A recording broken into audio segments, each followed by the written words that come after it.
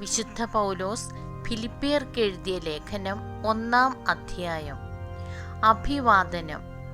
യേശുക്രിസ്തുവിന്റെ ദാസന്മാരായ പൗലോസും തീമോത്തയോസും ഫിലിപ്പിയിലെ മെത്രാന്മാരും ഡീക്കന്മാരും ഉൾപ്പെടെ യേശുക്രിസ്തുവിലുള്ള സകല വിശുദ്ധർക്കും എഴുതുന്നത്.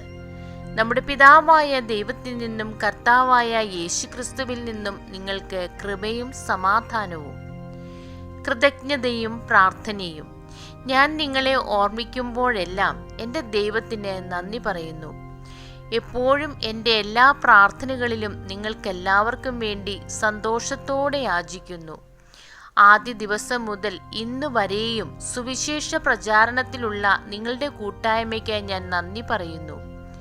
നിങ്ങളിൽ സൽപ്രവൃത്തി ആരംഭിച്ചവൻ യേശുക്രിസ്തുവിൻ്റെ ദിനമാകുമ്പോഴേക്കും അത് പൂർത്തിയാക്കുമെന്ന് എനിക്ക് ബോധ്യമുണ്ട്. നിങ്ങളെ എൻ്റെ ഹൃദയത്തിൽ സംവഹിക്കുന്നത് കൊണ്ട് നിങ്ങളെല്ലാവരെയും കുറിച്ച് ഞാൻ അപ്രകാരം വിചാരിക്കുന്നത് യുക്തമാണ്.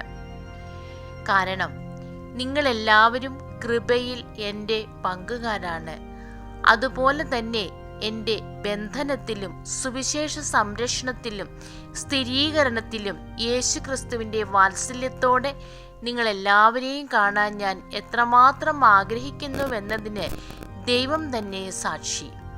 നിങ്ങളുടെ സ്നേഹം ജ്ഞാനത്തിലും എല്ലാ തരത്തിലുമുള്ള വിവേചന ശക്തിയിലും ഉത്തരോത്തരം വർദ്ധിച്ചു വരട്ടെ എന്ന് ഞാൻ പ്രാർത്ഥിക്കുന്നു. അങ്ങനെ ഉത്തമമായവ തിരഞ്ഞെടുക്കാൻ നിങ്ങൾക്ക് കഴിയും.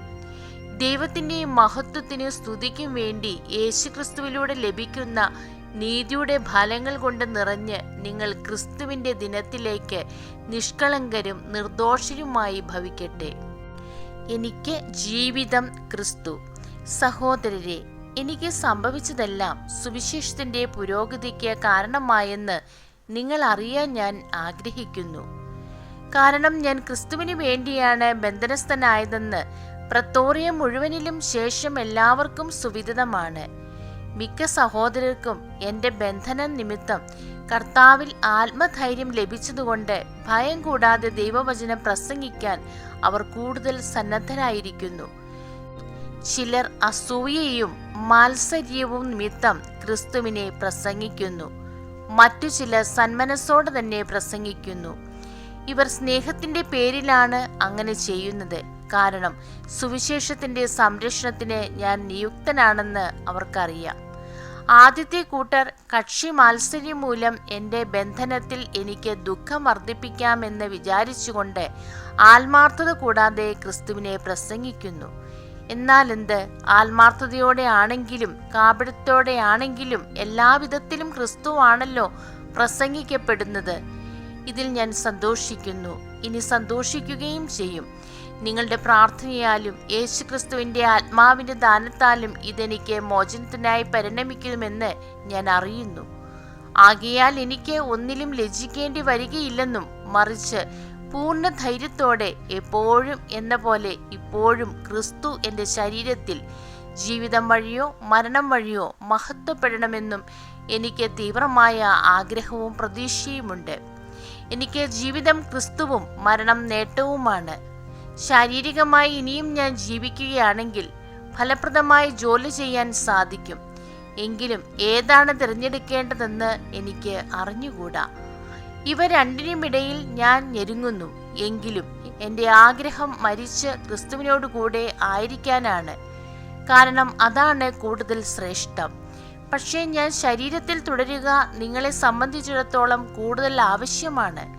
നിങ്ങളുടെ അഭിവൃദ്ധിക്കും വിശ്വാസത്തിലുമുള്ള സന്തോഷത്തിനുമായി ഞാൻ തുടർന്ന് ജീവിക്കുമെന്നും നിങ്ങളെല്ലാവരുടെയും കൂടെ ആയിരിക്കുമെന്നും എനിക്കറിയാം.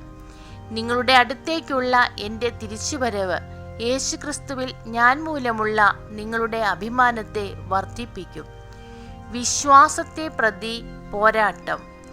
ഞാൻ നിങ്ങളെ വന്നു കണ്ടാലും നിങ്ങളിൽ നിന്ന് ദൂരസ്ഥനായിരുന്നാലും നിങ്ങൾ ഒരേ ആത്മാവോടും ഒരേ മനസ്സോടും കൂടെ ഉറച്ചു നിന്ന് സുവിശേഷത്തിനുള്ള വിശ്വാസത്തിനു വേണ്ടി പോരാടുന്നുവെന്ന് നിങ്ങളെക്കുറിച്ച് കേൾക്കുവാൻ തക്കവിധം ക്രിസ്തുവിൻ്റെ സുവിശേഷത്തിന് യോഗ്യമായ രീതിയിൽ നിങ്ങൾ ജീവിക്കണമെന്ന് മാത്രം.